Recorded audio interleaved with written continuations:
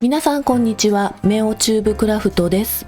この動画では吊り下げポケットの作り方を紹介します。このような市販のトートバッグを買った時、ポケットがついていないことってありますよね。そんな時、このようなポケットを後付けすると使いやすくなります。6.67 インチの大画面スマホを入れることもできます。メモ帳を入れたり小物を入れても OK です。作り方は3回縫うだけ。非常に簡単に作ることができます。好みの布を用意して作ってみてください。ポケットの完成サイズはこちらになります。動画の後半では異なるサイズで作りたい場合の計算方法を紹介します。ぜひ最後までご視聴ください。それでは始めていきましょう。材料はこちらになります。15センチ ×38 センチ。15センチ ×38 センチの布を使います。同じ柄の布でも OK です。中表にして重ねます。周りを縫い代1センチで縫っていきましょう。この時5センチの返し口を開けておきます。後ほどこの辺りで折りますが、返し口がここになると縫い目が目立ちにくいです。返し口の位置をこの辺りにすると綺麗な仕上がりになります。縫い始めと縫い終わりは返し縫いをします。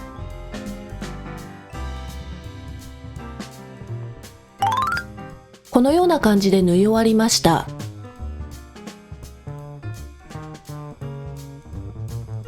ここが5センチの返し口です。この後返し口から布をひっくり返します。その前に角の部分4箇所を切っておきます。合わせて縫い代部分を 0.5 センチほど切っておきます。そうするとひっくり返した時ゴワゴワしなくて綺麗な仕上がりになります。返し口のところは切らないでください。私は間違って切ってしまいましたが、ほつれる原因にもなります。間違って切らないように気をつけましょう。こんな感じで切りました。先ほども言いましたが、返し口のところは切らないでください。返し口から布をひっくり返します。ピンセットなどで角の部分を押し出しましょう。形を整えるためアイロンをかけます。反対側もアイロンをかけます。動画の通り返し口の位置を合わせてください。上の部分を3センチ開けて半分に折ります。縫い代 0.7 センチで両端を縫います。縫い始めと縫い終わりは返し縫いをします。縫い目が落ちないように気をつけながら縫っていきましょう。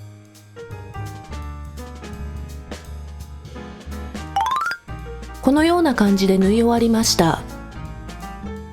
6.67 インチの大画面スマホを入れることもできます。メモ帳を入れたり小物を入れても OK です。市販のトートバッグに縫い付けてみましょう。この時トートバッグを裏返しにしておくと縫いやすいです。ポケットを半分に折って中央に印をつけます。トートバッグも半分に折って中央に印をつけます。ポケットを好みの位置に調整します。まっすぐ縫っていきましょう。縫い始めと縫い終わりは返し縫いをします。こんな感じで縫い終わりました。市販のトートバッグに取り付けることができています。以上で吊り下げポケットは完成です。ここからは異なるサイズで作りたい場合の計算方法を紹介します。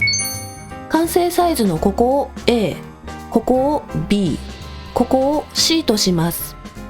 必要となる布は、ここが A プラス縫い代部分の2センチ、ここは B プラス B プラス C プラス縫い代分の2センチ。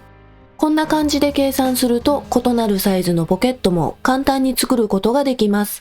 ぜひいろいろなサイズで作ってみてください。最後までご視聴ありがとうございました。また次の動画でお会いしましょう。